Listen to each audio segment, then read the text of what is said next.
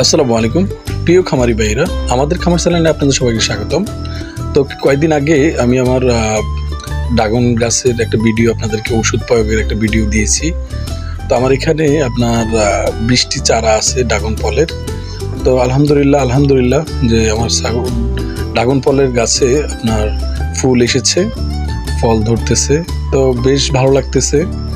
তো ড্রাগন ফল চাষটা খুবই ইজি, আপনারা চাইলে সবাই ড্রাগন ফলের চাষ করতে পারেন খুব বেশি হেজিটেশন ছাড়াই। হয়তো আমার এখানে কিছু টেকনিক্যাল বিষয় যেটা ছিল যে ফার্স্টলি থেকে আমি ফিলার প্লাস টায়ারটা হয়তো ব্যবহার করিনি, বাঁশ ব্যবহার করছি। তো ভবিষ্যতে শুরু তো সেক্ষেত্রে দেখা যাচ্ছে কিছু বিষয় আছে যেটা আরও কিছু ঠিকঠাক করতে হবে।